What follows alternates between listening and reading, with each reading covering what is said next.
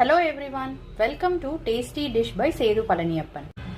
இன்னைக்கு வெந்தயக்கீரை வச்சு ஒரு சிம்பிள் அண்ட் ஈஸி ரெசிபி தாங்க செய்ய போறோம். வெந்தயக்கீரையை வாரத்துல ஒரு நாளாவது நம்ம டயட்ல சேர்த்துக்கணுங்க. உடம்புக்கு ரொம்ப நல்லது வெந்தயக்கீரை. இப்போ இந்த ரெசிபி செய்யறதுக்கு வெந்தயக்கீரை கட்டு வந்து 2 கட்டு க்ளீன் பண்ணி கழுவி எடுத்து வச்சிருக்கிறேங்க. துவரம்பருப்பு கழுவி எடுத்து வச்சிருக்கிறேங்க. அதை குக்கர்ல சேர்த்துக்கலாம். இதோட 2 மீடியம் சைஸ் தக்காளி நறுக்கி வச்சிருக்கிறேன், அதை சேர்த்துக்கிறேன். பூண்டு ஒரு 6-7 பல்லு பூண்டு சேர்த்துக்கிறேன். 1/4 ஸ்பூன் மஞ்சள் தூள் சேர்த்துக்கிறேன். இப்போ பருப்பு வேக வைக்கிறதுக்கான தண்ணி சேர்த்துட்டு ஒரு 4 விசிலுக்கு வேக வச்சு எடுத்துக்கலாங்க. நல்லா குழைவா ஒரு பேன்ல எண்ணெய் விட்டுருக்கேங்க.